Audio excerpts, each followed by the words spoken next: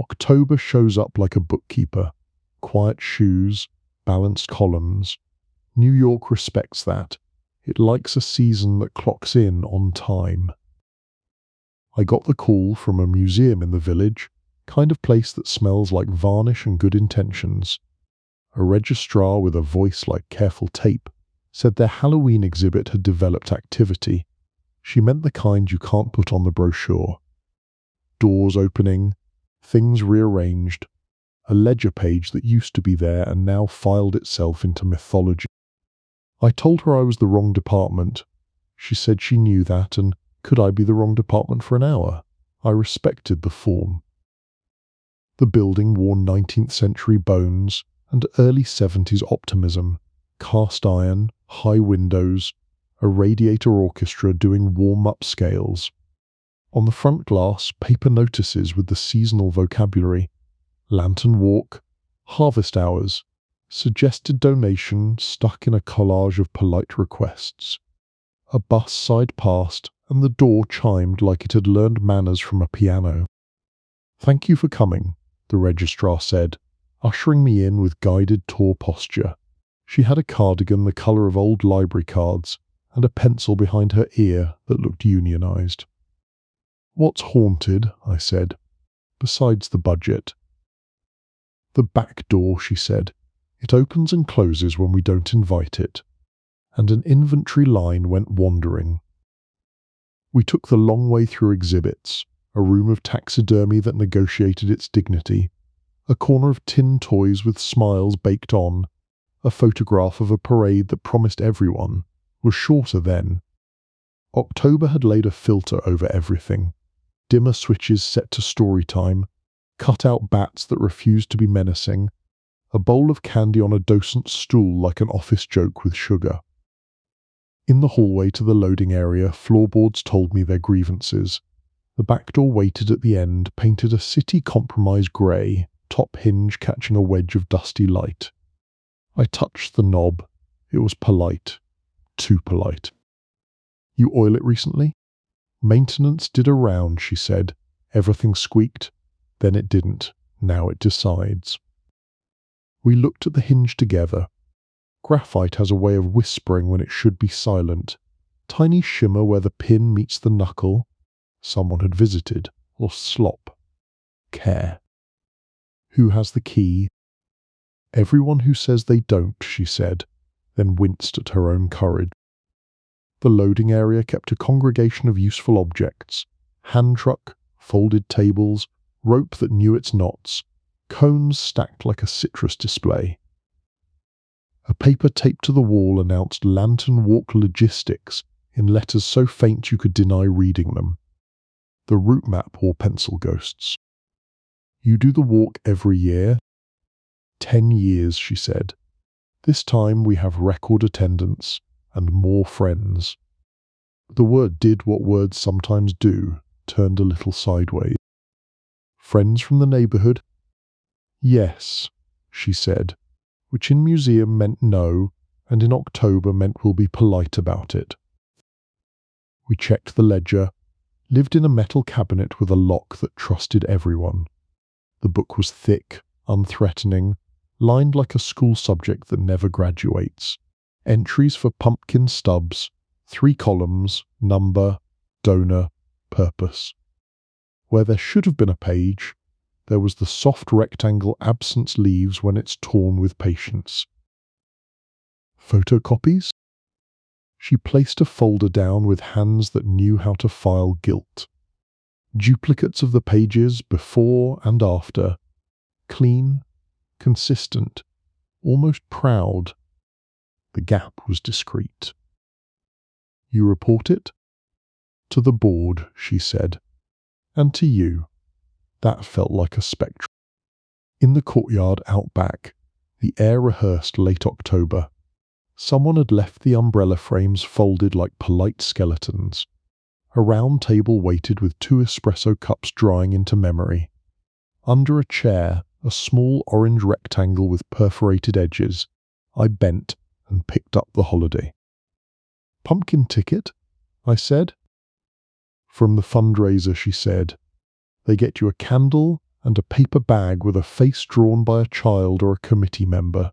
Sometimes committee members draw like children. It's efficient. Her smile was the kind people wear when they've made peace with a building's drafting habits. I turned the stub over. No print, only a number in blunt pencil. Perfect handwriting is suspicious.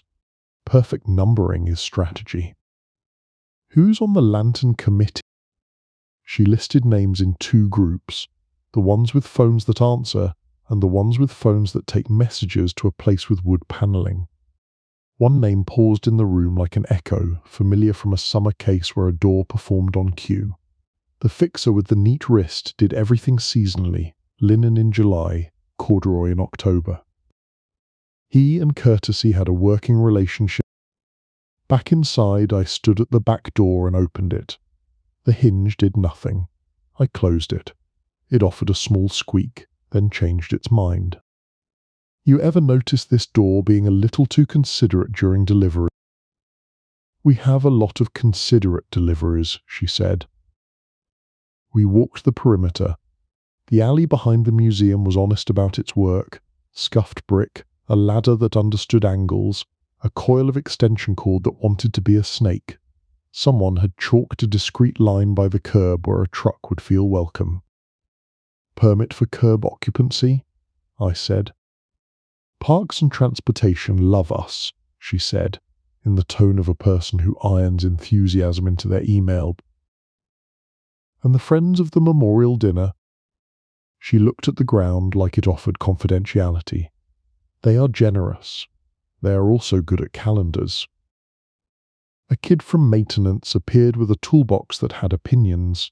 He had the earnestness of someone who learned how to fix things before people learned how to ask. He nodded to us, then to the door, as if apologizing for its choices. Graphite? I said, nodding at his box. Always, he said. Oil is for optimists. Who asked you to visit this hinge? Work order, he said. From events, the kind that prints without a name, like a snow day.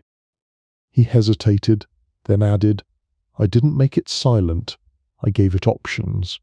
A good mechanic knows ethics in small pieces. I thanked him, and we let him return to screws that needed therapy. The registrar led me to a small office where city maps lived rolled and rubber-banded. On the desk, a stack of pumpkin stubs in neat descending order. They smelled faintly of fundraising and crayons. I counted them twice, she said. I'll count the empty, I said. She tilted her head like that might be a language. Is that a thing? It's October, I said. Everything's a costume. I called the reporter because the truth is a team sport when the sport is polite. She answered like she was already in a hallway with fluorescent lights. You hearing pumpkins, she said, or hearing people hiding behind pumpkins? Respect the gourd, I said, also the hinge. I'll make a call, she said. If a fixer's wrist gets seasonal, I want to know what watch he's wearing. By late afternoon, the museum warmed into its shift. Docents stacked handouts. Children practiced their haunted voices, which sounded exactly like Sugar's opening argument. A volunteer folded paper bags with patient faces. In the loading corridor, someone had straightened the cones, 3 perfect orange sentences. I watched the back door. I pretended to be simple. The building breathed out and a gust slipped through. The hinge offered half a syllable. You see. I timed it. Inside, a cart rolled past and the hinge agreed with the wheels. Outside, a truck coughed 2 blocks away, and the door adjusted itself to the idea of cooperation. I've seen city choreography. This was the neighborhood version, sweater weather cues and small-town audacity, arranged on a map that didn't admit it was a map. Tomorrow night is the lantern walk, the registrar said, arriving with a clipboard like a shield. If we have a problem, I need it to be a charming anecdote. We'll try for structural charm, I said. I took another loop through the exhibits to see what the building told people who weren't listening. A photograph of a parade caught me again.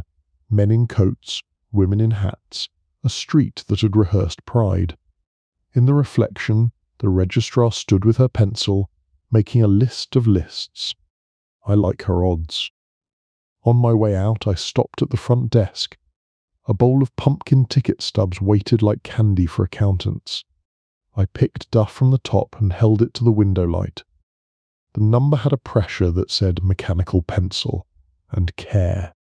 Souvenir, the docent said. Evidence of enthusiasm, I said, and tucked it into the inside pocket where optimism lives until it learns better manners. Outside, October had turned the village into a friendly stage set. Brownstones tried on shadows. A saxophone tested a standard from a window that thought it was a balcony. The sidewalk wore leaves that sounded like index cards grading my footsteps. I called a number that belonged to Corduroy. The fixer's voice arrived smooth as a meeting agenda. We exchanged civility like professionals trading umbrellas. He said he loved heritage institutions. I said he loved doors that behave. He laughed the way a man laughs when his calendar has never been late. "We're doing a walk," he said. "Community, candles, children, my favourite coalition." "Keep the back doors honest," I said. "We will," he said, which in his dialect meant, "We will unless we won't." I hung up and looked back at the museum. In the second-floor window, a docent adjusted a paper bat until it expressed the correct union of whimsy and compliance. Inside, someone tested the door chime. It was near perfect. At the alley, I put my palm on the back door and pushed. It moved a polite inch, like a person considering an invitation. The hinge gave me a note, clean, unafraid, almost relieved to be heard.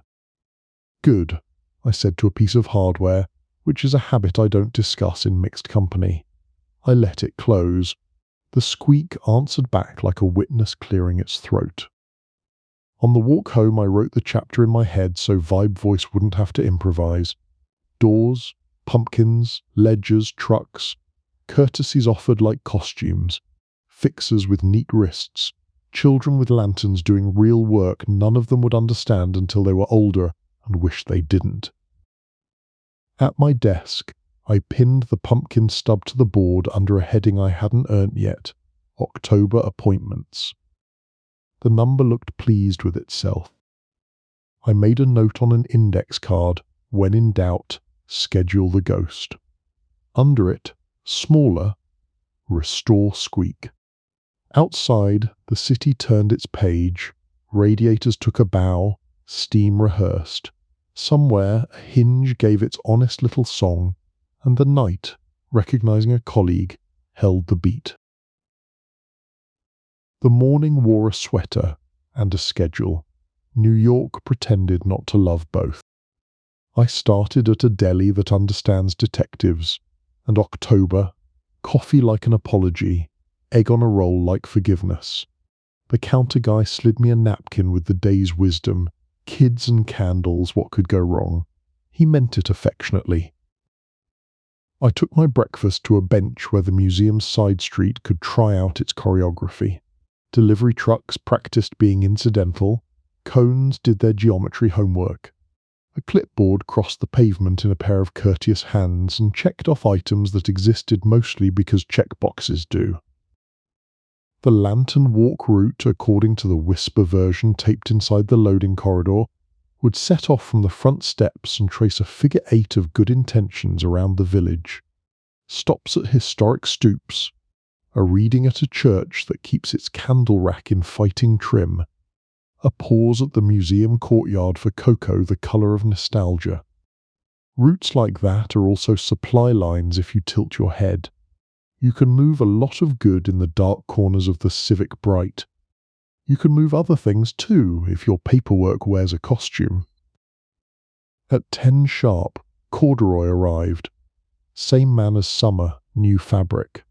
He had the industry standard haircut and the kind of smile you'd wear to a hearing you already won. He shook the registrar's hand with 2 careful pumps, shook mine with one, and introduced himself like introductions were a treaty. "Community operations," he said. "We make holidays feel managed." "Big night," I said. "Little logistics," he said, which meant the logistics were large and the ego modest enough to hide in plain sight. He pointed with an open hand to 3 pieces of furniture, cones, the cart, the door, and they listened. We walked the route together, under the pretense of safety.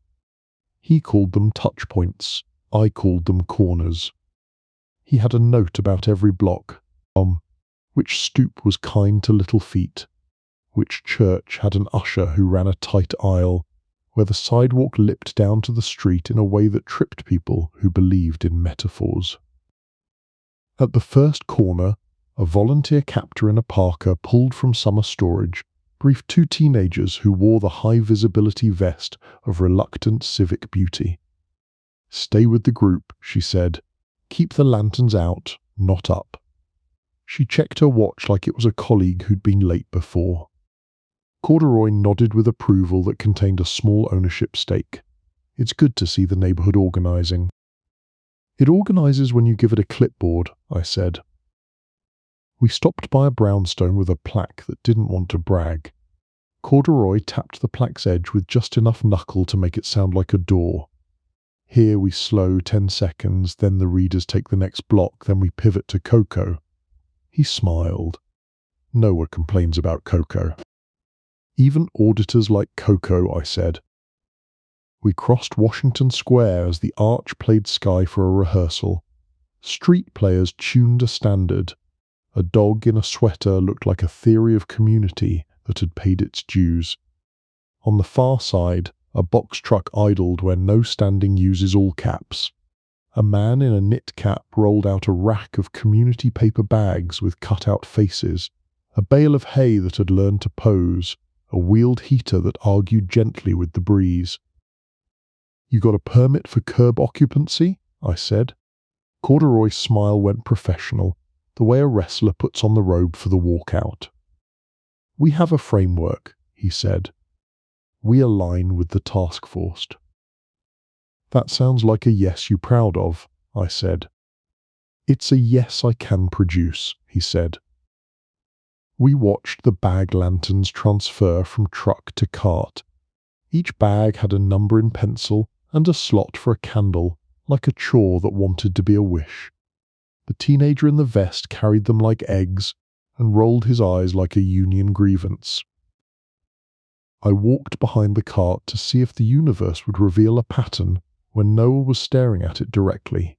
It did. The cart stopped at the corner where the camera on the museum's side wall didn't bother. Not a blind spot, an area of respectful neglect. The cart paused. A second cart, I hadn't noticed, shook itself into existence from a doorway and added 3 bags to the top.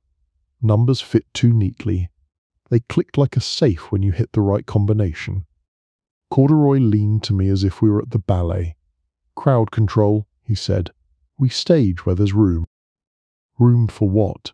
I said, mild as cocoa. "For everything," he said, which is an answer and a confession, if you're generous. By noon, the registrar had built a small war room out of card tables. She had a wall calendar that believed in squares, and a roster of volunteers with arrows like orchestration. The maintenance kid sat on a stool with the confidence of a hinge that has found its tone. He had a roll of blue tape he treated like currency. "Walk me through your pumpkin economy," I said. She did, with the grace of a docent who can hold the attention of 4th graders. Ticket stubs come in, candles go out, donations pass through the suggested box like a river that minds its banks. Some donors prefer in kind, coats, food boxes, the kind of goods that actually hold a family together. Those move through the back hall with the cones and the carts to the truck that has a route of its own. And the ledgers "Show all the above," she said. except the part the missing page would show. The part where extra in kind goes to a side list of friends. Yes, she said, relieved to have the brick labelled.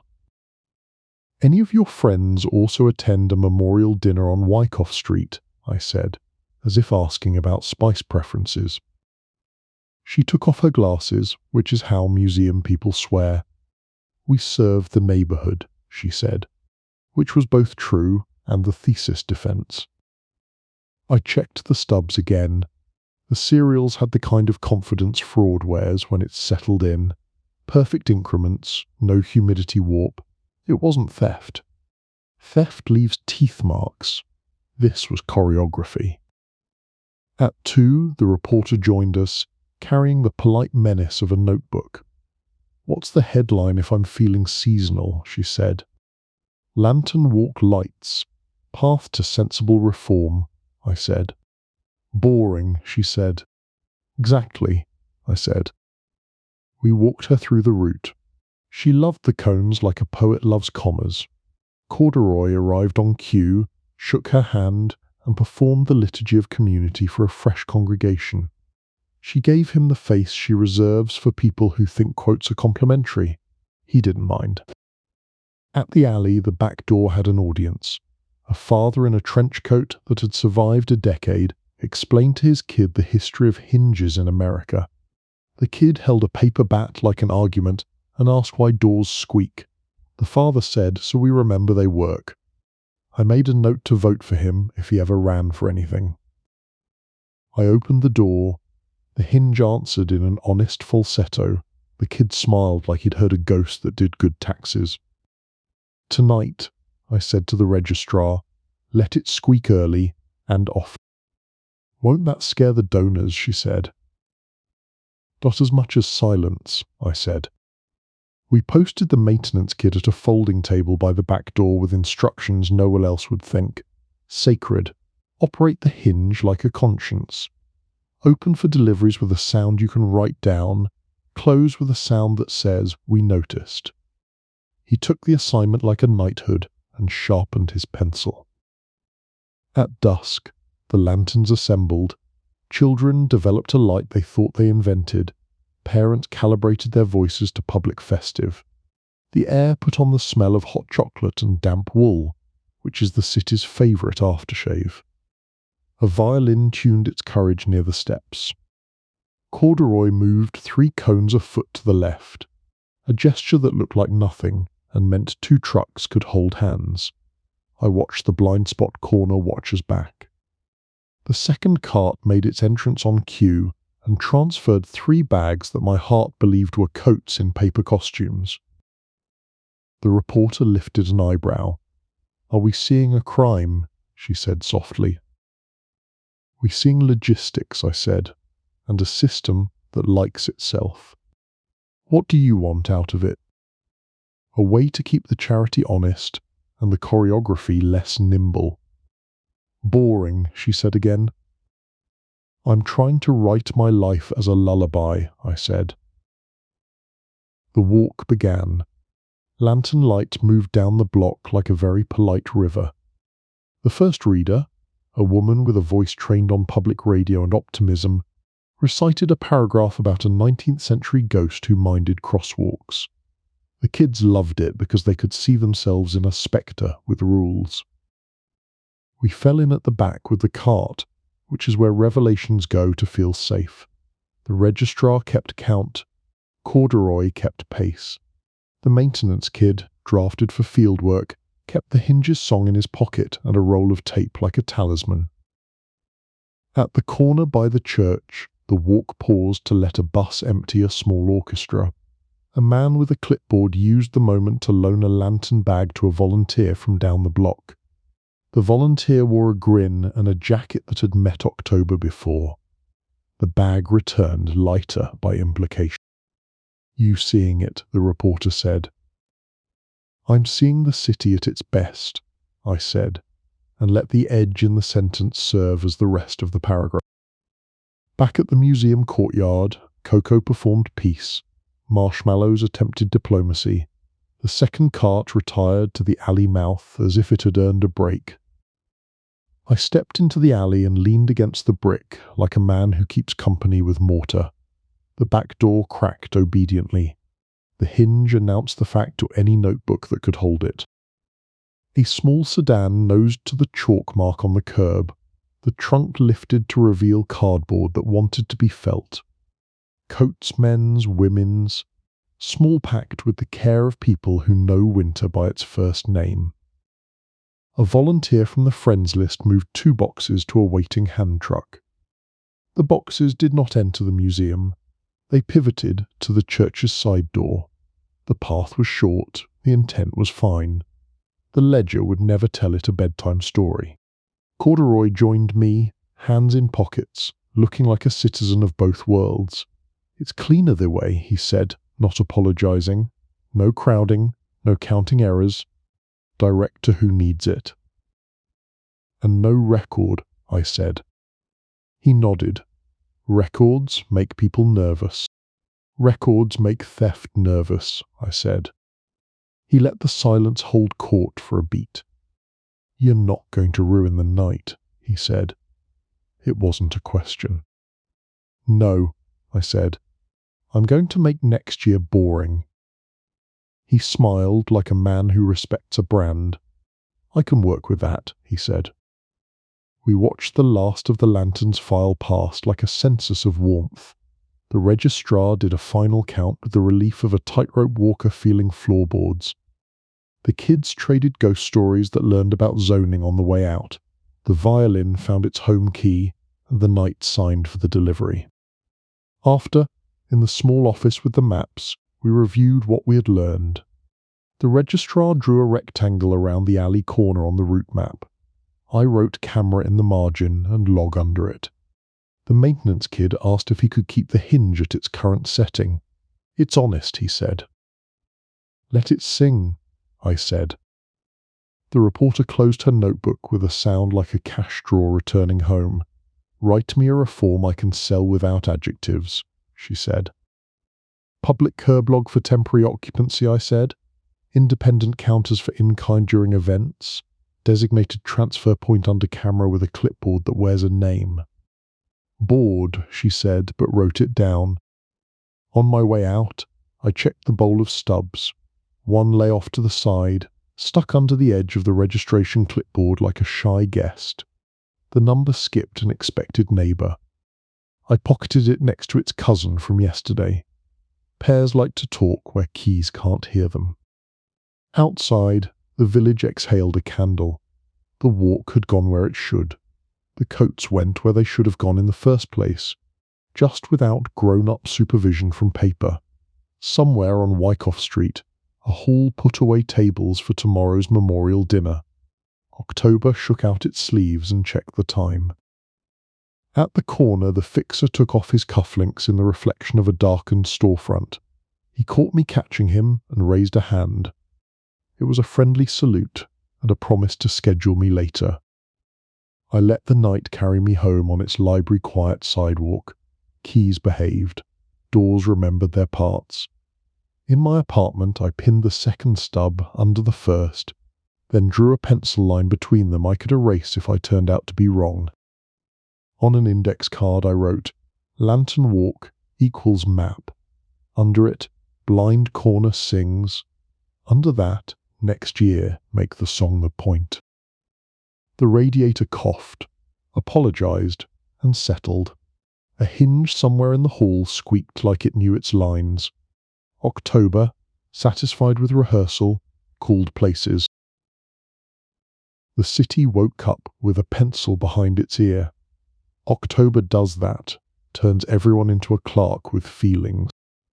I started at my desk with 2 pumpkin stubs and a suspicion.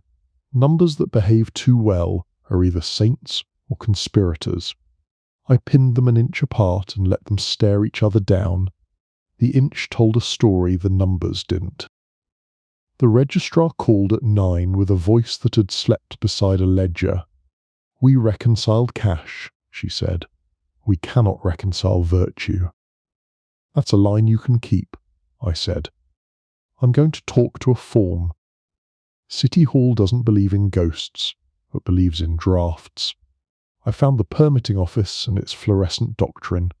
The clerk behind the glass had a stamped temperament, neat, decisive, a little loud. I slid a copy of the museum's event permit through the slot and asked for its genealogy. He looked at me like I had asked the chair to dance. "It's the standard seasonal event permit," he said, "revised recently for community alignment."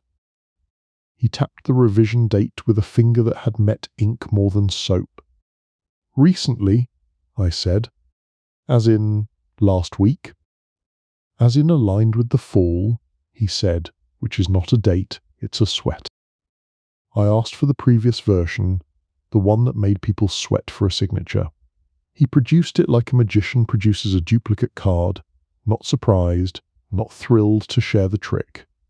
The old form had a box for in-kind itemization with lines that demanded names and counts, like a coach taking roll. The new form had a gentler paragraph, in-kind support, acknowledged per community framework. Forms don't erase facts, they erase friction. "Who requested the revision?" I said. "Task force," he said. "Quality of life." He said the capital letters like they'd shaken his hand. "Sign off?" He slid a sheet that wore signatures like polite confetti. I recognized 2 from summer, civic optimists. A third signature belonged to a deputy who hates when doors squeak. The 4th was neat enough to be calligraphy. If you put corduroy in ink, it looks like that. In the hallway, a poster announced community alignment in a font that wanted to be hugged. I wrote in my notebook, "Alignment, noun, the art of making 2 lines appear to meet." I took the old form to the museum. The registrar looked at it like a photograph of a relative who used to cook from scratch. "Lines," she said. "So many lines." "We'll give them back their teeth," I said. We moved to her office of rolled maps and nervous pencils. I asked to see the ledger again. She produced the book like a parishioner, offering hymnals, reverent, embarrassed by the staples. The missing page had left a clean tear. Patience had done it, not panic. A person who tears paper in anger leaves the fibres dreaming of confession. This tear had a plan. "Photocopies of the surrounding pages show serials in sequence," I said, "but the stubs on hand skip politely." "We had volunteers stuffing bags," she said. "They are better at enthusiasm than math." We laid out all the stubs in a line across the desk, like a parade of small rectangles. The 2 I'd pinned at home now had neighbours. The sequence looked normal until you let your eyes go soft. Then you saw the choreography. Every 10th number arrived as a twin with a slightly different pencil pressure. The twins had participated in the walk, but their parents had a different address. "Who logged these?" I said. She pointed to 3 sets of initials. One belonged to a docent who writes like a violin sounds when it's tuned. One belonged to a volunteer captor with a parka and opinions. The 3rd belonged to Events. "Events doesn't have a last name," I said. "It would turn maker to a lovely pouternudig. We had a terrange." We took the ledger to the small staff kitchen, because coffee is a solvent. At the table, the maintenance kid cleaned a screw as if it might confess, under gentle pressure. He looked up at the book, then at the door, which squeaked once like it had been called. "You keep it honest last night," I said. "Every open had a note," he said, proud as a church bell. "Every close, too." People looked at me funny. "That's their problem," I said. "Keep singing." He nodded, then said, "I found something in the door jamb." He opened his palm to show a paper chip the size of a comma. "Looks like someone shimmed it once, not last night." The chip wore graphite like stage makeup. Old trick, professional courtesy. After lunch, The reporter slid into a chair with a notebook that had cased the building. "Your deputy with the neat signature likes seasonal frameworks," she said. "He also likes donors who like memorial dinners." "Everyone likes ziti," I said. She grinned. "You planning a raid on carbs?" "I'm planning a memo," I said. "My raids these days have footnotes."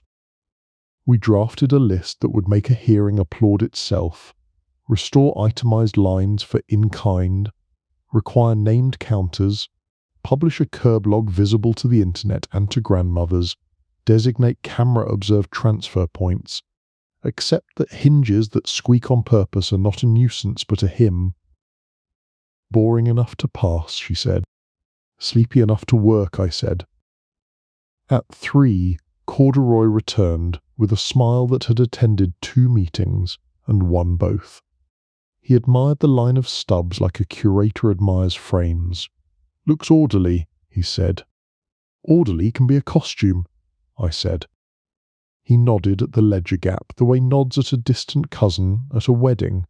"A page went walkabout," he said. "I hear it had stage fright." "The page will reappear in spirit," I said, "in the form of a procedure." He folded his arms, pleased. Procedures are the city's favourite holiday. We took a short stroll to Red Hook to visit a warehouse that hires dust for ambience. The roll-up door wore the same chalk welcome mark I'd seen at the museum. Inside, pallets behaved. A man with a clipboard that had seen decades offered a tour. Coats, boxes of canned brightness, space heaters, paper tablecloths, and a stack of bankers' boxes labelled OCT events in a hand I recognised from the missing page's edges. The clipboard man, proud of his empire of kindness, said, "We can load direct to the church door if you want it warm tonight." Corduroy smiled. "We like warm." "And we like logs," I added. "Let's try both." We set up a dry run. Boxes moved under camera, numbers said their names. The ledger received a carbon copy with the affection of an artifact learning to live again. The clipboard man signed twice and looked 10 pounds lighter. "Note guilt, weight of unsupervised goodness. It's heavy when you carry it alone." Back at the museum, the registrar had found a miracle of modern bureaucracy. Last year's form trapped in a copier tray like a time capsule with toner. It had the old in-kind lines and a note in the margin in her pencil. "We should keep this." She blushed like she'd stolen office supplies from the future. We resurrected it. She would use it tonight, quietly, with the volunteers who like rectangles more than narratives. Near closing, a man from the social club stopped by to drop off history. He had a box of paper placemats with autumn leaves that looked like they could hold pasta and absolution. He smelled like bay leaves and respectability. He thanked the registrar for letting the neighbourhood help the neighbourhood. He didn't say help whom. The word neighbourhood can carry a family of meanings if you don't stop it at the border. When he left, the registrar exhaled, the way people exhale after choosing the right door on a game show. "We're all doing our best," she said.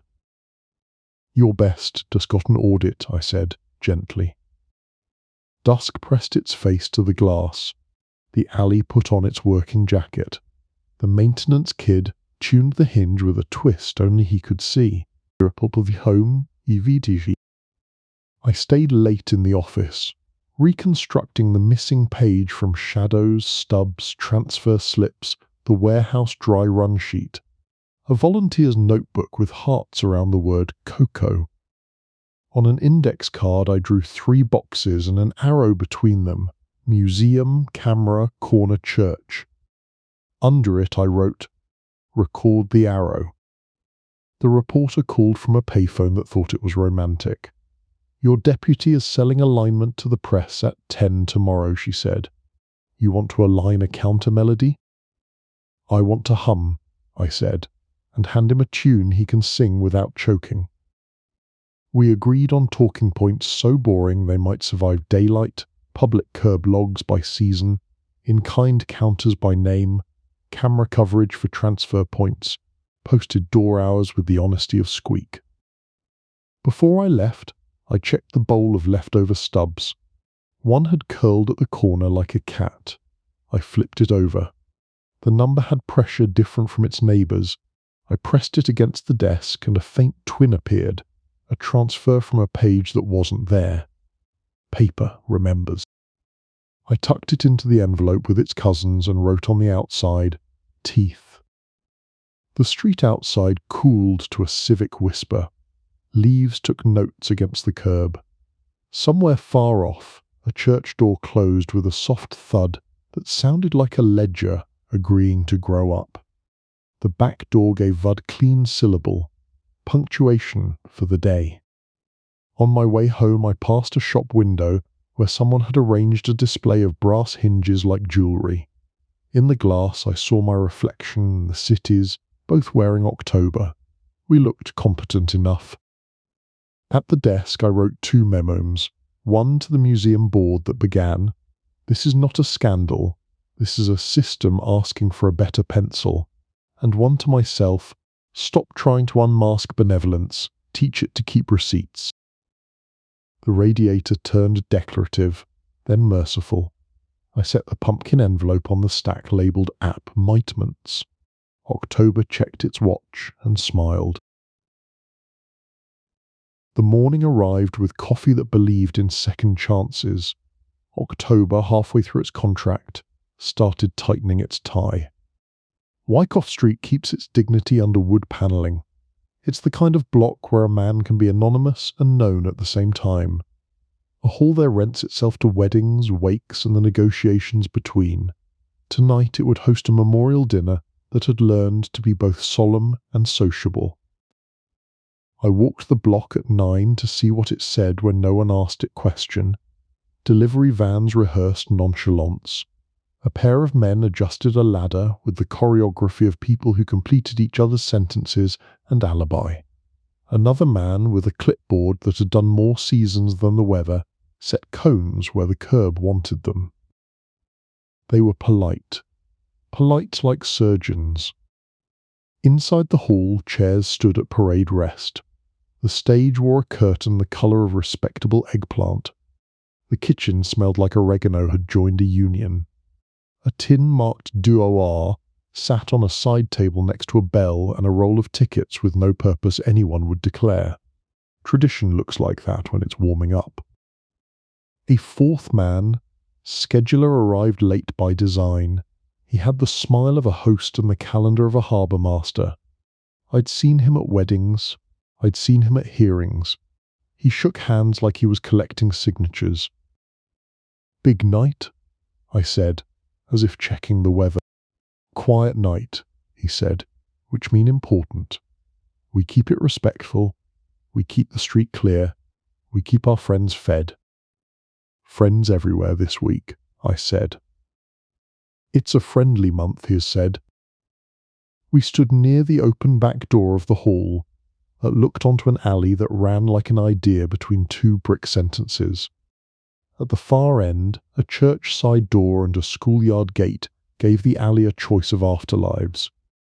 A piece of chalk made a modest white mark on the pavement where a truck would find its place without feeling told. "Permit?" I said. "Or framework?" he said, echoing corduroy. They all had the hymnal. 3 more men arrived in jackets appropriate to grief and pasta. They spoke in the sentence fragments crews use when nothing needs explanation. Check the burners, drop the ziti, watch the door. One looked at the hinge the way musicians look at a metronome, not lovingly, but with faith. "Likely line," I said to myself more than to them. "Ladder makes a blind, cones make a lane, door makes a note." The scheduler watched me watch. "You here for trouble?" he said, curious, not hostile. "I'm here for schedules," I said. "Trouble is what bad schedules call themselves." He chuckled, then touched the bell with a knuckle. "We like things that ring when they should." I made my way 2 blocks over to a small storefront, where the fixer in corduroy was inspecting a stack of blow-mold pumpkins like a general review's troops. He saw me and waved, all collegial warmth. The man can wear a season like a suit. Wyckoff looks tidy, I said. Community respects its elders, he said. We make sure the sidewalk agrees. And the camera coverage at the corner? He smiled with his eyes shut, a trick only professionals attempt. We follow city guidelines. Which you revised, I said. With input, he said, opening his eyes to the plural. At noon, I met the reporter at a diner that believes in melted cheese. She slid into the booth with the casual grace of someone who declines to slip. Your scheduler has style, she said. He also has an uncle for every city department. Uncles are a form of infrastructure, I said. She took out her pen like a small sword. You going to try for the dramatic moment everyone keeps asking me for? Tonight is not drama, I said. It's a metronome test.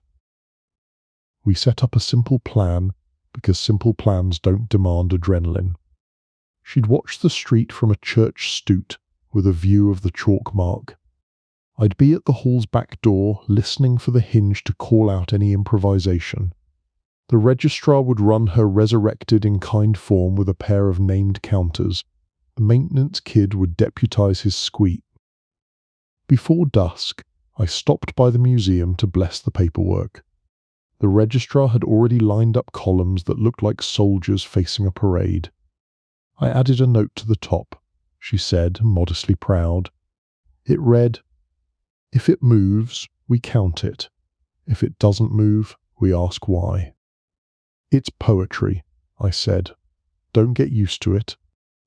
We checked the blind corner camera, powered, framed on the transfer point, a red dot that understood its job. The second cart rolled up as if it had always had a badge. Transfer here, I said to it, because I wanted the universe to hear me. Evening came with coats and breath. The hall lit up like a promise. The church across the alley hosted a small line of people who needed warmth first and charity second. No cameras inside. Respect, not secrecy. But the alley, tonight, had an honest witness with a lens. At 7, the first trays came out. Zitty under a blanket of cheese, so confident it could run for office. Bread cut on an angle that implied a man with a knife had considered the future. People arrived with the posture of loss and neighbourhood. The two fit like a handshake. The scheduler worked the door with a conductor's baton you couldn't see. He kept traffic moving. He kept the bell from being ornamental. He made the cones emote. At 7:20, a small truck rolled to the chalk mark like it had paid rent. The driver killed the engine with more gratitude than usual. 2 men in jackets unloaded boxes that were obviously coats to anyone who has ever been cold. They were met by 2 other men with official hands, and the kind of faces even cameras call sir. Raked, I said softly, not to anyone, but to the air. The camera light held steady, the transfer crossed the frame like a manila folder going to heaven. At 7:28, a second truck stopped a car length short and idled with the patience of a deacon. The scheduler clocked it and shifted 2 cones a foot to make a lane appear that had not existed. The ladder pivoted to give the impression of decor or privacy depending on your ethics. The hinge in the hall door gave one upbeat squeak, then the downbeat. 2 transfers, the reporter said in my ear when I lifted the payphone receiver we'd planted ahead of time. First to church, second to a pantry van with numbers painted by a volunteer who likes stencils. Copy, I said. Any ghosts? Only the ones who prefer order, she said. At 7:45, a man whose necktie held more tradition than ink arrived with an envelope for the registrar. For the children's art program, he said, and meant it. The registrar took it like a fragile dish. We'll receipt it, she said, and meant that, which was new. He nodded with the good grace of a man who can approve of a receipt without reading it. The hall's speaker crackled. Someone said a few words about the departed. They were kind without being heavy. The line for ZT lengthened like a civic virtue. Everything happened that should happen when people remember someone properly. Laughter that you don't have to apologize for later. Stories that are half recipe, half sermon. And a general understand that grief and carbohydrate are cousins. I drifted to the kitchen. The back door breathed. The hinge gave me a syllable on each movement, like a Morse code for municipal ethics. Short squeak for open, long for close. The maintenance kid, pressed into evening service by the registrar's faith, stood by with a clipboard and a pencil that had learned to write numbers as if they were lullabies. "You good?" I said. "I am hoarding squeaks," he said, entirely serious. At 8:10, Corduroy appeared in the alley doorway like a cameo in a film he funded. He observed, hands clasped as if in prayer for compliance.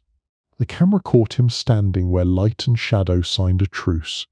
He nodded to the scheduler, who nodded to the driver, who nodded to nobody, which is the purest form of coordination. I stepped out and joined him. "You see my camera?" I said. "I see your trust exercise," he said. "It will get a lot of likes," I said. "We prefer quiet," he said. "I'm making quiet reproducible," I said. He smiled. "That's a mission statement." The last transfer of the night was the most honest. A stack of folding chairs going back to a church basement from a school gym loan. Nobody logs chairs, and that's how chairs learn to disappear. We logged them. The registrar wrote chairs with an underline that felt like the end of a decade. She looked up with eyes like an archive that had just found its missing box. Inside, the bell rang once more. Napkins folded. The room shifted from honouring to dishwashing, which is a good shift when people do it together.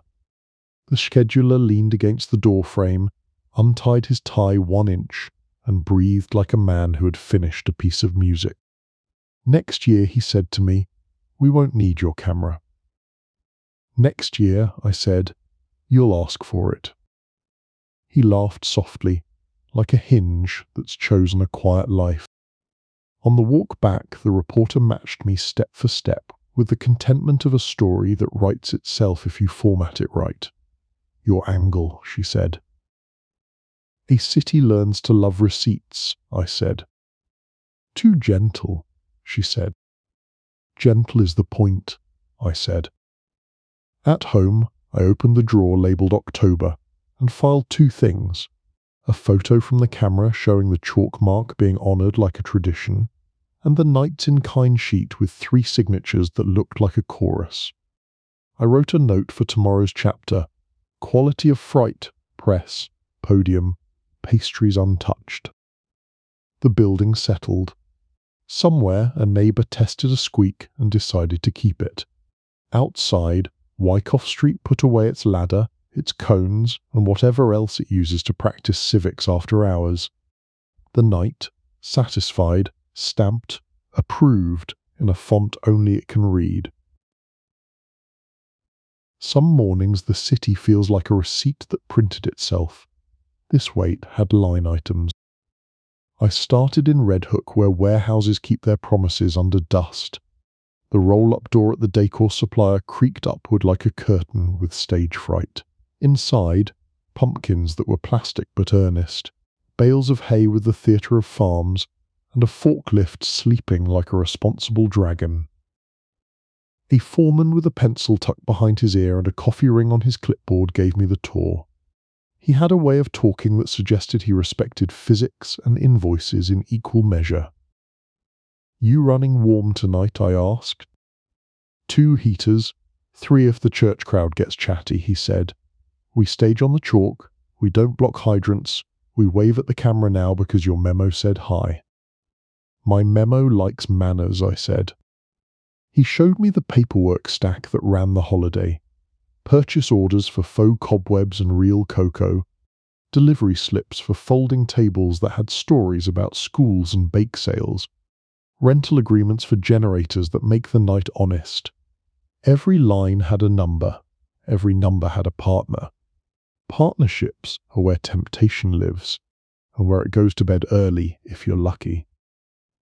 Ever get asked to round corners, I said. Corners round themselves, he said. We just set cones so nobody accelerates through them. I liked him. The city works because some people take boring personally. The warehouse cat, named Manifold because he divides attention, wound around my ankles like a union rep for gravity. He escorted us to a cage where small expensive things nap. Space heater parts, thermostats, cords that turn goodwill into warmth. A padlock guarded the cage with the confidence of steel and routine. The foreman tapped it. Inventory twice a day. My boss likes his Octobers accounted for. A banker's box sat on a shelf labelled O.C. T-Taselgad, and had the resigned posture of a document that knows it will be misunderstood.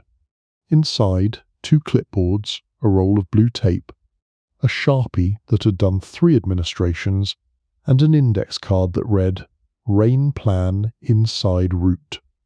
Someone had underlined inside as if it were a moral. Who writes your cards? I asked. Everyone, he said. If it's nobody's handwriting, it's everybody's job. Back at the museum, the registrar had built a fort out of manila folders. She had 2 volunteers with her, each chosen for their ability to love rectangles. We're piloting the old in-kind form, she said, beaming the nervous pride of a person who has reintroduced a wolf to the wild, except the wolf is a box labelled quantity. We ran a rehearsal with pretend coats and real math. 1 volunteer counted, the other read numbers aloud in a tone that could tuck children in. The registrar wrote like she was creating a map someone would actually use. The maintenance kid appeared, holding a chain from a roll-up door somewhere like a fisherman with a trophy. Greased without zeal, he reported. It moves, but it won't sneak. We pro-movement anti-sneak, I said. The day's errands took me through a union hall where chairs wait for meetings, and men say each other's names like they still mean them. A bake sale flyer with a pumpkin on it decorated the board. The pumpkin looked hopeful in a way that made me want to regulate optimism just a little. In the corner, a ledger sat open to a blank page. A pencil weighted along the spine like a baton at a relay. I respect ledgers that volunteer for duty. I wrote a note to myself. Some books are better because somebody decided to start them. At a small accounting office that smells like pens, a woman who had been keeping neighbourhood numbers since the blackout years told me the museum's donors were generous and punctual in October. She also told me the memorial dinner's envelope traditionally found its way to a list called Friends of the Lantern. Not illegal, not logged either. A kindness with weak knees, she said. You prefer braces, I said. I prefer chairs with 4 legs, she said. Braces make me itch. We drafted on her typewriter because computers think they too good for ritual, a wine-page October event addendum any board could adopt without developing hives. 4 rules, all verbs: post, count, log, publish. She smiled at the simplicity, like you smile at a stubborn nephew who finally eats vegetables. By afternoon, the Quality of Life Task Force had booked a podium and 3 ferns. The press note promised alignment in the crisp tones of a winter coat. I went anyway because my boredom needed witnesses. The deputy with the neat signature did the talking. He wore a tie the colour of confident coffee and read sentences that had been sanded. Seasonal events create joy, he said. They also create logistics. We are clarifying our framework to support community while ensuring transparency. He said transparency the way a man says prenup. Reporters asked the obligatory questions. Can you guarantee fairness? Will you prevent misuse? Are you coordinating with enforcement? The deputy spoke framework and alignment and partners, like he was running a small orchestra where the strings are goodwill and the brass is suspicion. The reporter caught my eye from the second row and suppressed a grin. After the podium, she cornered the deputy with the gentleness of a cat that happens to be a judge. Will transfer points be logged on public websites? She asked. Logs will be maintained, he said, which is English for maybe. By name? She asked. By function, he said, which is a cousin of no. I slipped him the museum's one-page addendum like a man passing a hymn in a church where the organist has improvised too long. 4 verbs, I said. Boring. Popular with grandmothers. Hard to cheat without blushing. He read it. The corners of his mouth attempted flexibility. We can align to these.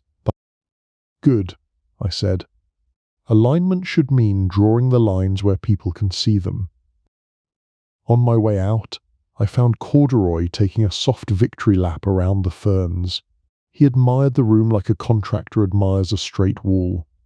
You gave him something he can sell, he said. I gave him something I can live with, I said. He nodded as if we had exchanged cufflinks. The memorial dinner went quietly, he added. We appreciate quiet. Quiet is conditional, I said. It belongs to people who write things down. Back at the museum near dusk, the registrar had set up a small public table by the front door with a sign that said LOG in letters friendly enough to avoid scaring donors. The sign explained in kind words wherein kind goes.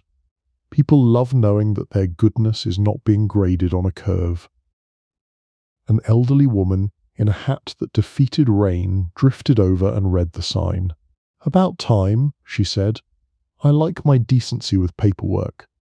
She handed the registrar a knitted scarf and asked for a line. The registrar wrote Carl KNT, scarf, with a care that could hang in a gallery. In the courtyard, 2 teenagers practiced being bouncers for Coco. They took their work seriously and their marshmallows lightly. The maintenance kid strolled by like a sheriff with jurisdiction over hinges.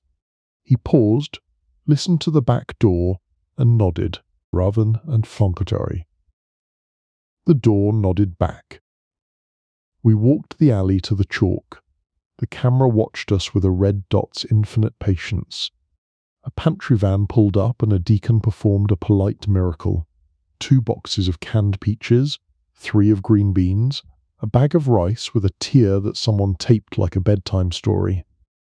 The registrar's volunteers logged each item with the satisfaction of adjectives finally finding their nouns. Feels heavier and lighter, village mshood. There's allowing one danger andrope, and that's an Annie feels slowly for protection and the second you into the appointment. Historis discibusy about that Europe he sells a view argument which I hope is a passant easily of Dr. Stebbelant than thinking. You call sound on that and didn't stuff in now. As I'm follower, I was trying up to Anne, but not in an upgoing member at you. Who have trained you as Holmes a story and fend. Even pulling out an old Paul at your shook spells. That's how honesty weighs, I said. A block over, a different charity worker approached with a question I like. If we help next year, he said, you want our counters to be yours or ours? Yes, I said. Both. Name them on paper, give them pens you're not afraid to lose. After the rush, I took a slow lap through the exhibits. The tin toys looked happier now that they were part of a story in which small objects matter. The taxidermy agreed by remaining silent. In the reflection of a glass case, I could see the registrar's shoulders settle the way paperwork settles when it has found a drawer. The reporter called from a phone that gave good echo. Podium played well, she said. Your 4 verbs are now a framework, capital F. You will hate the capitalization and love the result. I'll write a gratitude note in lowercase, I said. Night fell like a curtain that knows its light cues. The lantern walk took a smaller lap. unburdened by secrecy and lighter by the amount a conscience weighs. The alley transfer point looked like a small airport with only one gate and nobody in a hurry. The camera's red dot glowed like a stove left on low. By closing, the registrar had 2 stacks, cash reconciled, in kind itemized. The missing page still missed, but the book looked like it forgave itself. She clipped the forms together and wrote, gently, reconstructed. I asked the maintenance kid for a favor only he could consider normal. Tomorrow morning before we open, give the back door a tiny bit more squeak. Not enough to annoy, enough to remind. He smiled like a craftsman given a poet's commission. A conscience you can hear, he said.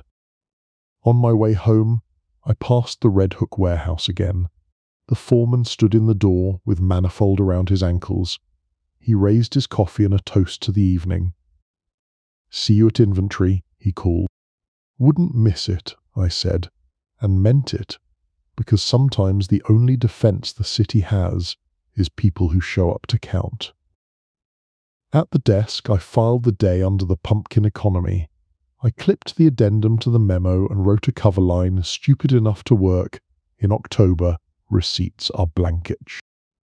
The radiator offered a small jazz solo, then rested. From the hall, a hinge cleared its throat, then smiled. The city rolled over, tucking its paperwork to its chin. The city scheduled its shivers. It posted them on a bulletin board between street cleaning and flu shots. I admire a place that organizes fear like a bake sale. Quality of Life held its press hour in a municipal room that smells like optimism had been mopped recently. Acoustic tiles did their snowfield impression. A podium faced rows of chairs that look best when half full. On a side table, coffee, water and pastries arranged for the kind of meeting where everyone is too professional to eat on camera. The deputy with the neat signature arrived on time, and with a tie that could pass a background check. He had a binder labelled alignment in seasonal orange. If Autumn had a corporate identity, he was the brand manager.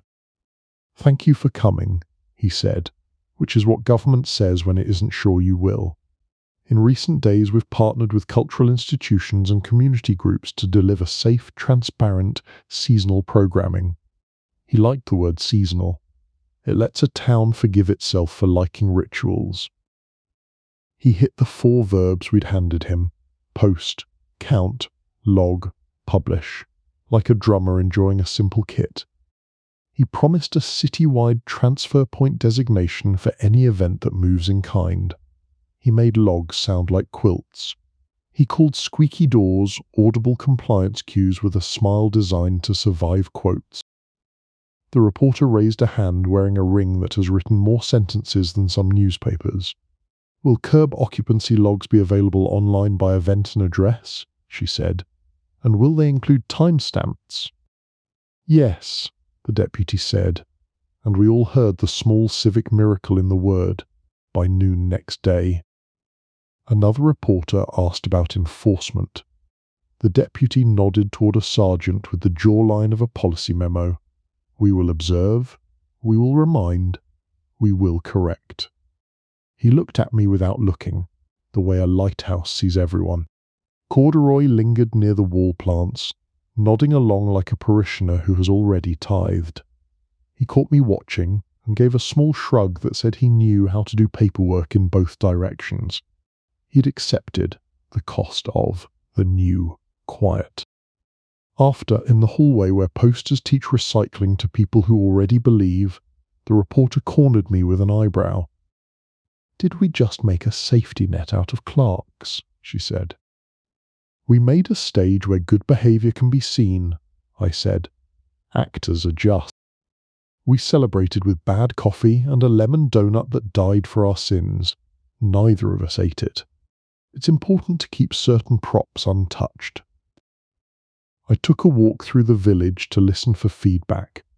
Restaurants practiced lunch with the patience of boats at low tide. In the window of Joe and Mary's, a server polished glasses like he was erasing yesterday. The front glass carried open in neon that refused to shout. On a corner, a bus let out a sigh that sounded like agreement. Inside Joe and Mary's, the owner had the look of a man who could fix a chair without moving his feet. He poured me coffee like a confession. "I hear you making holidays boring," he said. "Trying," I said. "Good," he said. "Halloween gets dramatic. I like November better. November is a stew." We didn't talk about the summer. We didn't say names. Respect has silence baked in. We talked doors. He liked hinges that announced themselves. "You let a door go quiet," he said, "you get surprises." At a window table, two regulars played gin with the kind of attention that makes cards feel loved. One had a jacket with a saint pinned to the lapel. He watched the street with a softness men unlearn on purpose. "Your camera," he said without looking at me. "It's still there by the chalk?" "Still," I said. "Good," he said. "Honesty needs witnesses, even if they're lousy conversationalists." Back at the museum, the registrar had redesigned the front desk like an airport for decency. A small placard explained the new logs in fonts that made even bureaucracy feel welcome. Volunteers checked in with clipboards that wore names like name tags should. The bowl of stubs sat to one side, polite and no longer mysterious. A mother with a stroller read the sign and smiled. "Can my kid draw the pumpkin faces next year?" she asked. "He's good at squares." "We love squares," the registrar said, and meant it. In the loading corridor, the maintenance kid was teaching a junior volunteer how to hear a hinge. "You want it like a clean violin E," he said. "Not a cat, not a whistle, just a note that says hello." The junior nodded with the religious awe of apprentices. We walked the alley to the camera. The red dots stared at nothing with devotion. A deacon waved at us from the church door and held up a clipboard that bore 3 names and today's date. He looked proud. The kind of proud you're allowed. At noon, the task force posted the first public curb log. It was a single page stapled with municipal gravity to a corkboard by the front entrance and mirrored online for those who like their civic virtue, digital. Times, locations, transfer counts, organizations. Nothing spicy, delicious anyway. 2 teenagers in vests took selfies in front of the corkboard because bureaucracy had achieved content. I didn't mind. Public is public. I had a brief meeting with the deputy in a conference room that wished it were a boat. He thanked me for the 4 verbs and I thanked him for saying yes in public. We discussed the memorial dinner with the kind of choreography you use when everyone knows the steps. He said the scheduler had reached out to align. We both respected the verb for trying. "You going to make arrests?" he asked, professionally curious. "Of who?" I said. "People bringing coats to a church by night? People who redesigned a form to accommodate kindness and temptation in the same paragraph? I'm going to make recommendations." "Recommendations travel further," he said, then added, "They also expire. Keep me supplied." On the steps outside, the reporter waited with 2 coffees that had been negotiated to drinkable. "He asked if you wanted spectacle," she said. "He knows I don't," I said. "You think the upstairs people will keep their hands out of the bowl now that we've labelled it?" "Upstairs people own bowls," I said. "We can make them transparent and place them under a light." We toured the village again at dusk, because the city changes clothes then. The lantern walk had been scaled back to something intimate, as if October remembered that Halloween used to be a neighborhood story with small voices. Children tested their scares. Dogs in sweaters negotiated identity.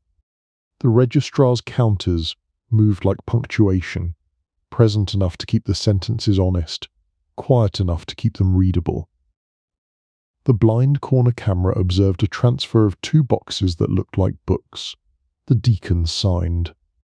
A volunteer named her numbers out loud with the patience of a librarian.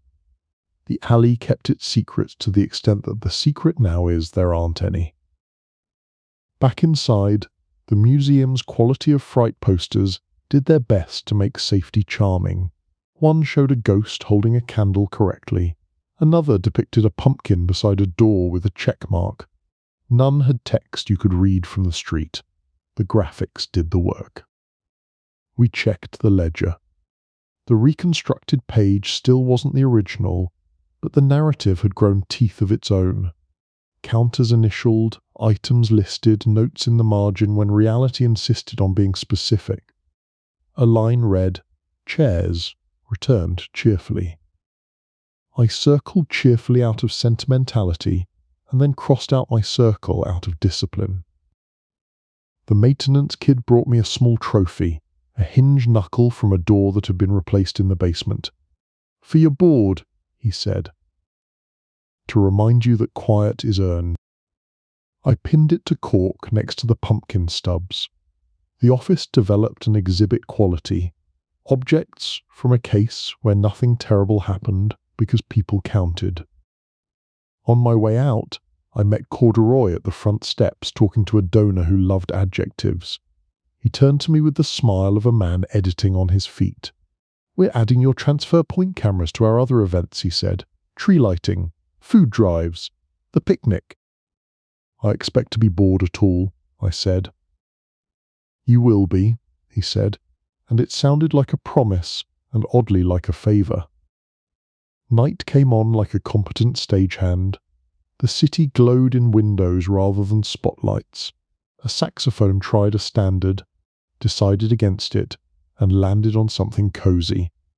The back door of the museum gave a soft cue, and the corridor answered with a cart that had nothing to hide. At home I wrote a memo called Quality of Fright. In Turum, it had bullet points that could survive committee and sentences that could survive quotation. I added a footnote about hinges, because footnotes are where the truth keeps its coat. Then I wrote a note to myself, "Tomorrow choir in costume." Under it, bell, tin, ledger choir. Under that, ask the scheduler if he believes in ghosts that punch in. The radiator signed off. The hallway hinge offered a clean E. Somewhere, a cat negotiated peace with a pumpkin. October, pleased with our housekeeping, turned the page with a librarian's touch. The city put on its mask collection. Most were friendly. A few were habits. The social club on the side street had decided to be a community centre for a night. It wore wood panelling and memory, like a suit that still fit. Someone had polished the bell on the long table until it reflected people as ideas. Beside it, the tin-labelled door waited like a prop with lines. I arrived early enough to see chairs make decisions, folding metal arranged in rows that promised opinions. A ledger sat open at the head with a pen set diagonally across, like a bow on a present. The room believed in order the way a choir believes in pitch. The bartender ironed napkins with his hands. He nodded at me, an old choreography that passes for welcome in places where your name is something you prove.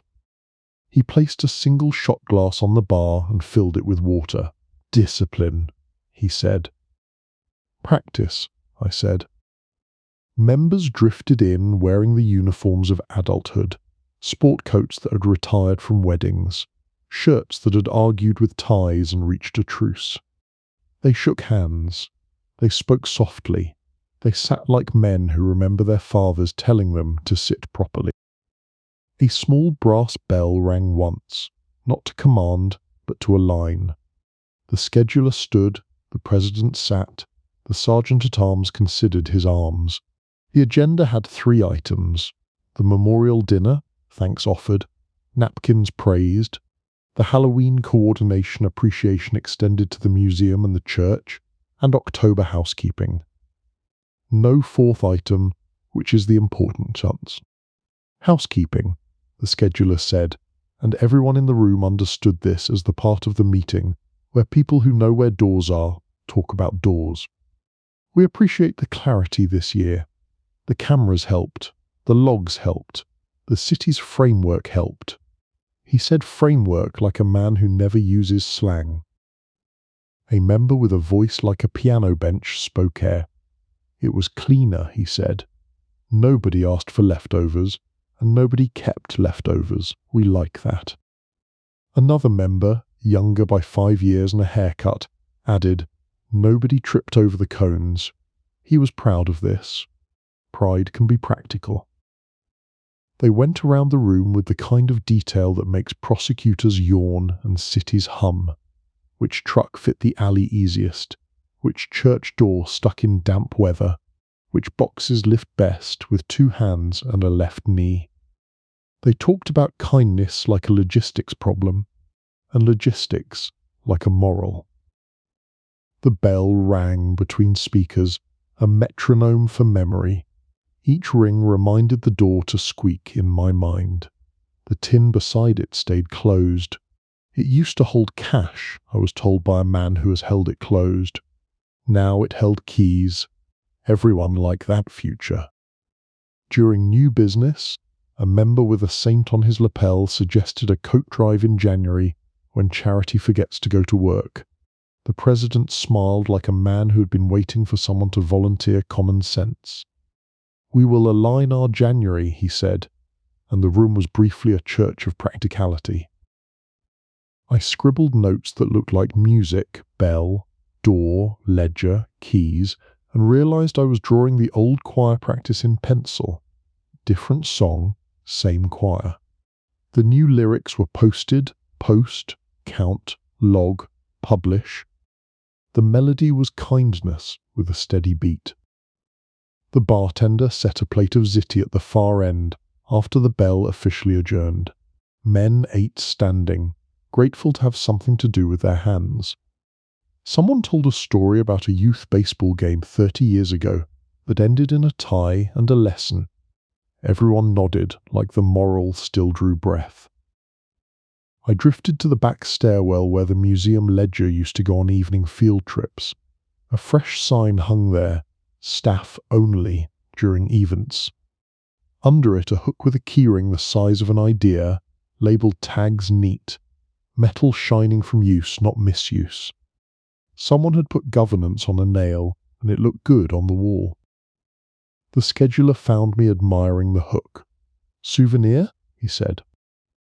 I'm collecting new traditions, I said. He nodded, like a man who has aged into seeing the point of skews and paperwork. You don't mind we kept some choreography? Choreography is what you do in public, I said. Secretry is what you do when you're afraid of your own feet. Downstairs the bell rang again, just softly, because somebody couldn't resist. The tin stayed shut. It looked content. I stepped into the alley for air. The chalk mark had already faded by weather and approval. The camera was still there, red dot like a heartbeat. Somewhere, a bus sighed and a building answered. A ladder leaned against brick, not to hide anything, but to wait for the next parade. Corduroy arrived as if summoned by the smell of oregano. He carried a portfolio of forms, like a man bringing gifts to a child who enjoys rules. We're standardizing transfer points for the winter drives, he said. We'll borrow your hinge policy. Call it a courtesy, I said. He looked pleased in a way few adults let themselves be. Do you ever miss, he gestured vaguely at the summer, at the part of life without receipts? I like weather with a forecast, I said. Inside, the president tapped the bell last time to announce cannoli. The room approved. I walked back in and stood near the ledger. The sergeant-at-arms signed the last line of the attendance sheet with care, then placed the pen horizontally at the top. He did not close the book. He left it open for November. On my way out, the bartender slid the shot glass of water toward me like a joke and a command. For the throat, he said, for when you have to say the boring thing that keeps us out of interesting trouble. Cheers, I said, and meant it like a vow. The reporter intercepted me on the sidewalk with the smile of a headline that refuses to be clicked. "How was choir?" she said. "In tune," I said. "New song." "You going to give me a quote that doesn't sound like a spreadsheet with feelings?" "Try this," I said. We traded envelopes for keys. She wrote it down and didn't hate me.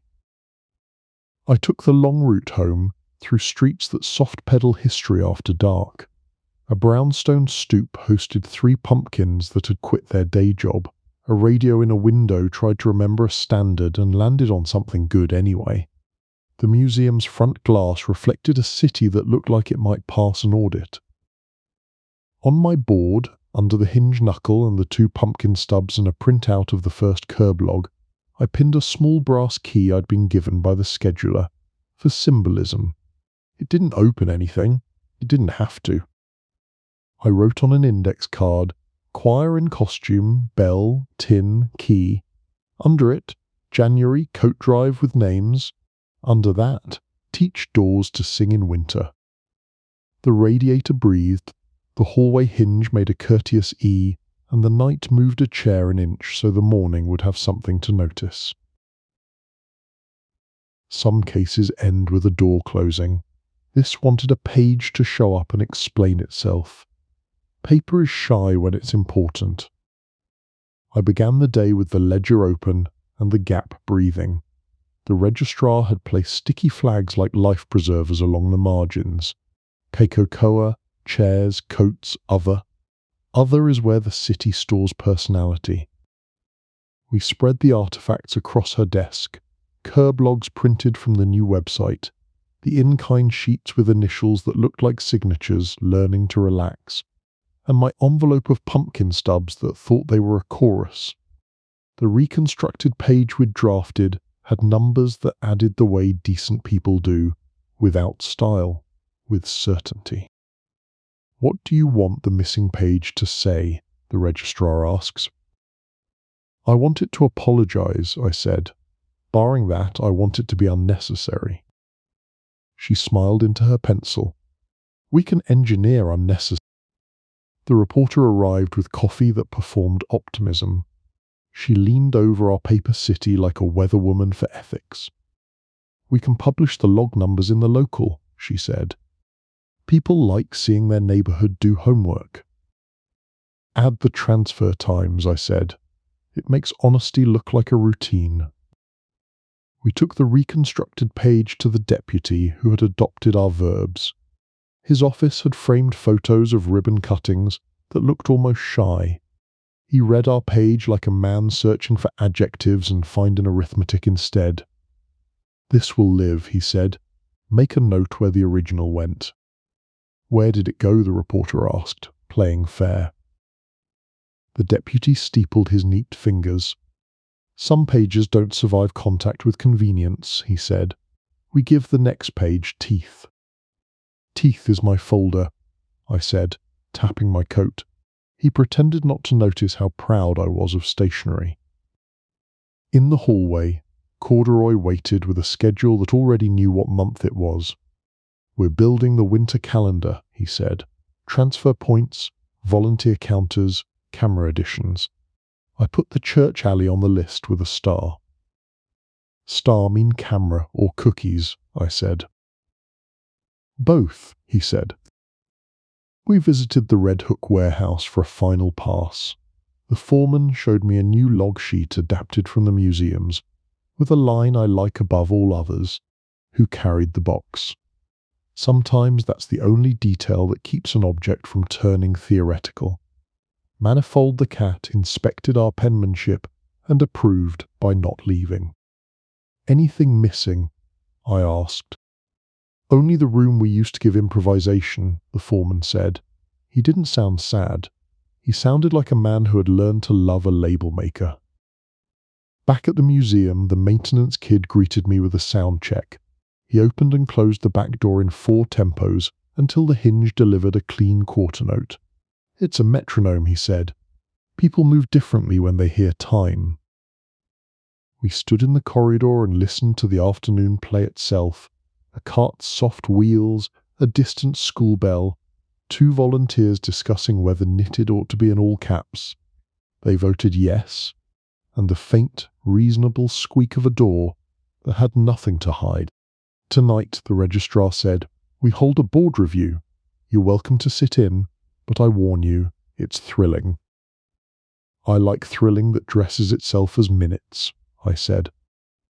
The board included a retired librarian who could silence a room with a raised eyebrow, a small business owner who spoke fluent receipt, and a lawyer who loved the word shall in a healthy way. The registrar presented the reconstructed page as a person would present a child who had learned to say please. We lost an original, she said, so we rebuilt a truth. The librarian nodded. Truth binds better than glue, she said. The lawyer scanned the lines, smiled at the verbs, and suggested adding a paragraph titled Kant was, that would make an auditor weep with gratitude. The small business owner asked about volunteers. The registrar produced a list of names who now owned their counts the way people own gardens. They adopted the addendum. They thanked the hinge in absentia. They asked for cocoa because the agenda had been a lot. During a pause, the reporter took a call, listened, then covered the mouthpiece. Hearing scheduled, she said. Short, procedural. We've got your framework on the docket. Who's testifying? I asked. Registrar, deputy, and clergy, and warehouse, and man who calls himself a neighbour in a tone that implies veteran status, she said. They calling it the lantern item. I tried on satisfaction and found it my size. After the meeting, I walked the alley with the scheduler, who had come by to return a folding table he didn't technically borrow. He ran his hand along the brick like a man acknowledging a landmark in a country with bumpy borders. I told my guys, he said. We're done with the side list. If someone needs something, they can stand on camera and say so. Same help, less whisper. That's a better choir, I said. He grinned. We still like our keys, he said, but we like them on hooks. A light rain began, kind that polishes leaves and regrets. We stood under the museum's cobalt umbrella like 2 men test-driving a metaphor. The hinge gave a damp squeak. It sounded like a page turning. Night rolled in without drama. The lantern walk was off. The rain had the floor. Inside, the museum hosted a quieter version of October. Crafts at tables. A docent reading a ghost story where the ghost obeyed signage. Cocoa negotiating truce with sugar. The registrar's log filled slowly with items that made winter blink first. Mittens, canned soup, blankets that had known other afternoons. I took the reconstructed page to the staff copier like a pilgrim. We made 3 copies for 3 future draws. The machine hummed an industrial lullaby. When the final sheet slid out, I felt the case become what I wanted. Not solved, but settled. On the way out, the deputy called. Hearing at 10, he said. Short opening, then your registrar, then a question about your hinge policy that I intend to treat as a joke unless someone takes it seriously. It's always both, I said. The reporter texted from across the street. Write your 2 minutes. No romance. Nouns. I sat on a bench under a streetlight that did an impression of competence and wrote, We learned the page wasn't missing, our procedure was. We put it back. We replaced discretion with designation, silence with an audible cue, and private routing with public logs. The same boxes now travel the same blocks with names. The season remains generous.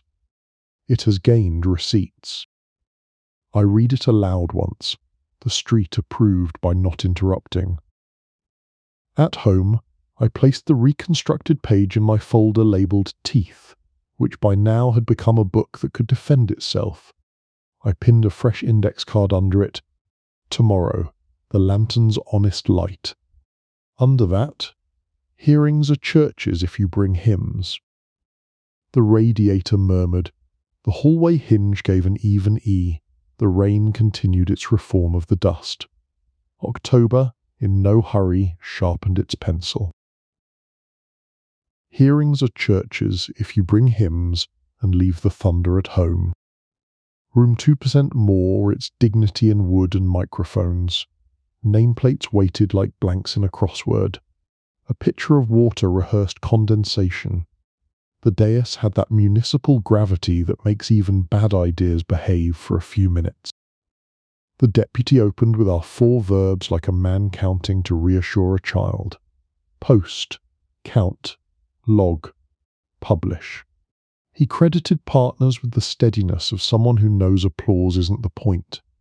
He called the hinge policy an audible compliance cue, which earned a polite cough of laughter that served as consent.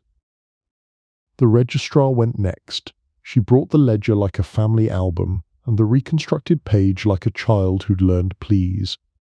She spoke archive as a first language, and English as a willing second. We didn't lose a page, she said. We lost a procedure. We printed a new one. A council member asked how many volunteers it took to count kindness. 2, she said, because un will always forgive what 2 will count. The room wrote that down like a recipe. The foreman from Red Hook testified with a clipboard and the confidence of square footage. He explained the chalk mark and the camera like ordinary tools. We log who carries the box, he said.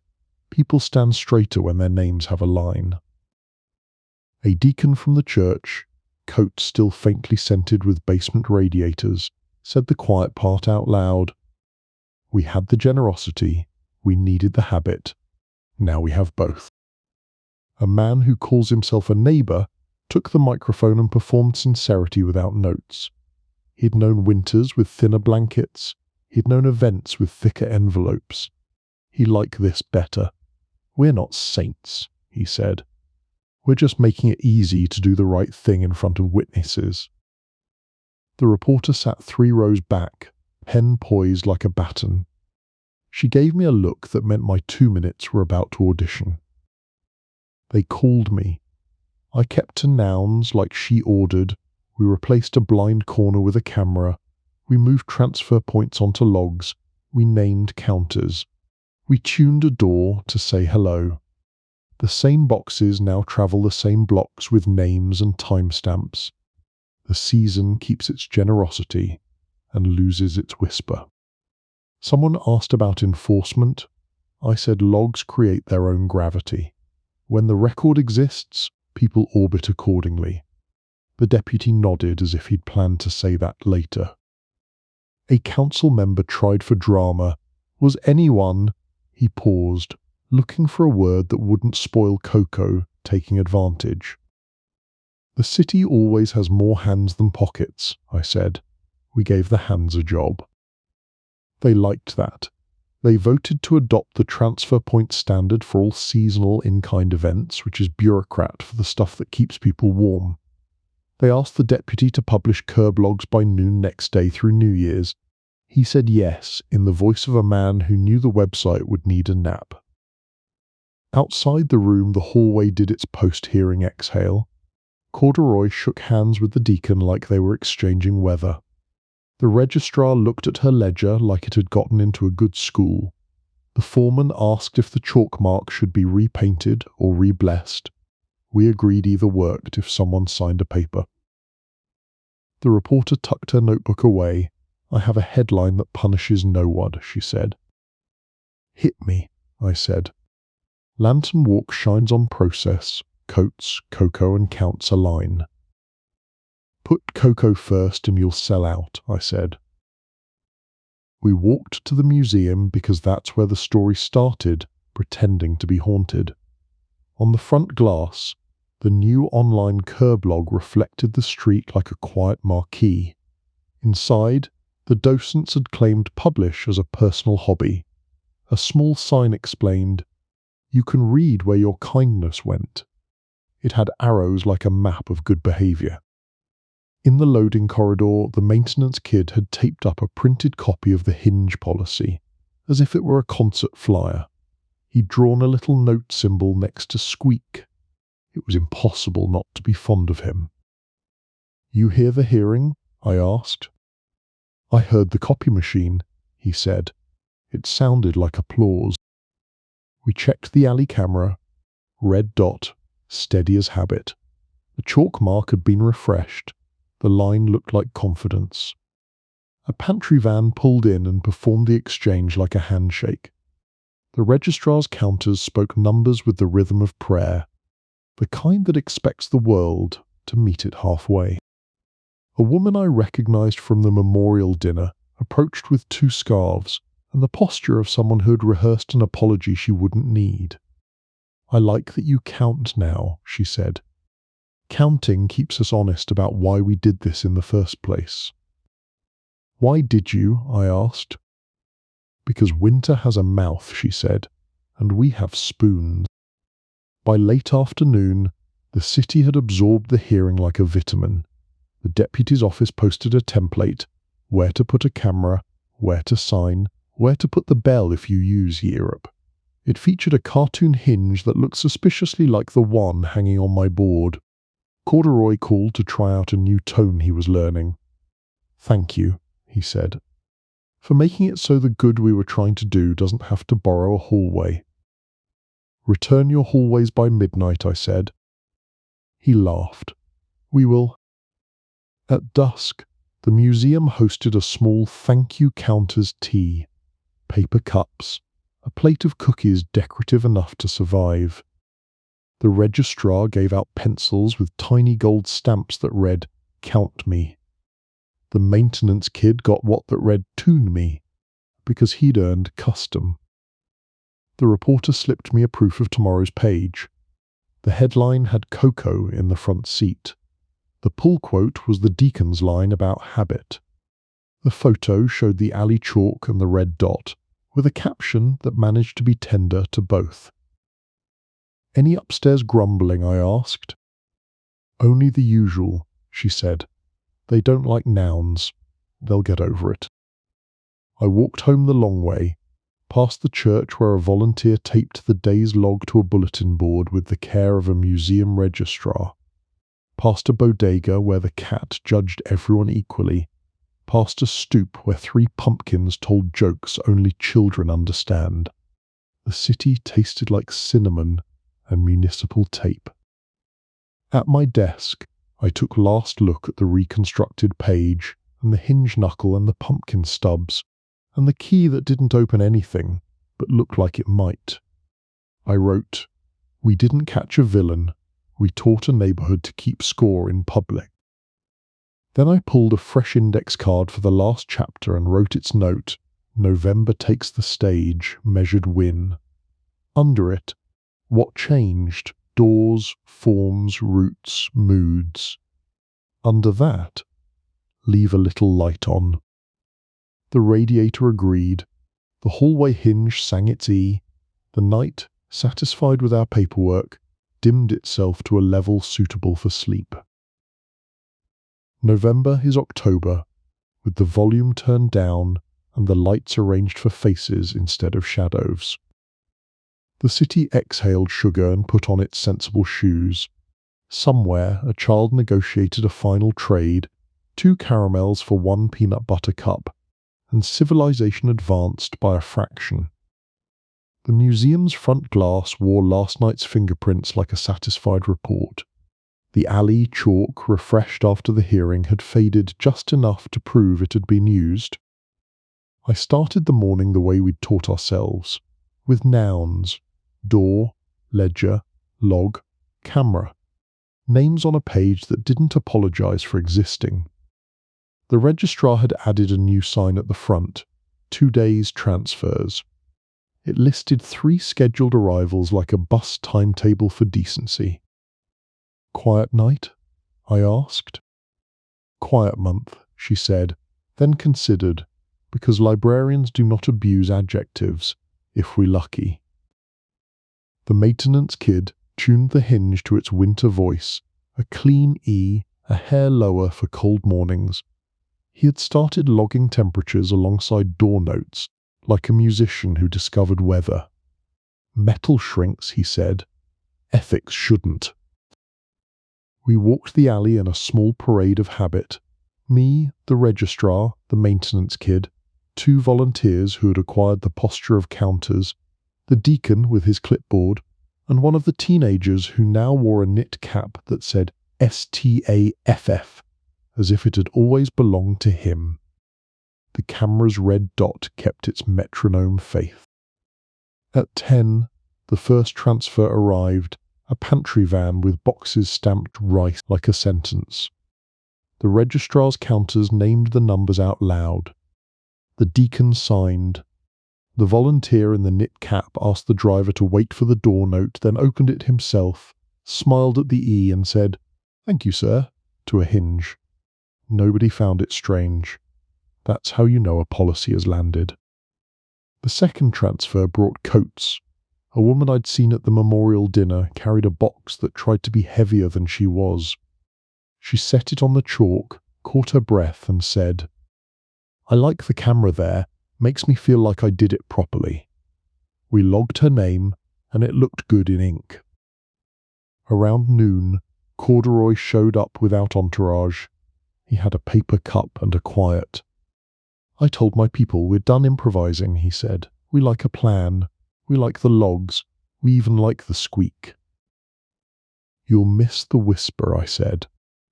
"I'll miss the lie about what the whisper was for," he said. He looked at the chalk and the camera and the door like they were classmates from a better school. "We can do our remembering without practicing secrecy.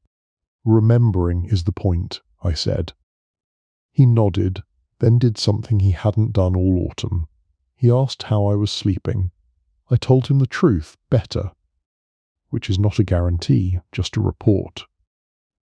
The reporter joined us with a grin and a headline that had already sold itself. The comments like, "Your 4 verbs," she said. A grandmother in Bensonhurst printed the curblog and put it on her fridge. She's annotating. "Citizen audit," I said, "the highest court." We walked to Joe and Mary's because rituals require refills. The owner poured coffee that forgave. He had moved the saint pin from his lapel to a small frame behind the register. "For the season," he said. "The saint likes a wall." We talked hinges again, because families tell the stories they've just learned to love. He had oiled the front door to the restaurant, then unoiled it a little. "Customers like to be greeted," he said, "even by a door." A man at the end table put down his cards and said without looking up, "The page still missing." "We built another," I said. He nodded as if we'd repaired a fence. "Pages go missing when they lonely," he said. "Give them neighbours." Back at the museum, the registrar printed the first full week of curblogs and pinned them next to a photograph of the lantern walk from 5 years ago, all smiles and blur. The new sheet looked unromantic, and therefore tender. Times, addresses, items, names. The city's handwriting in its best lowercase.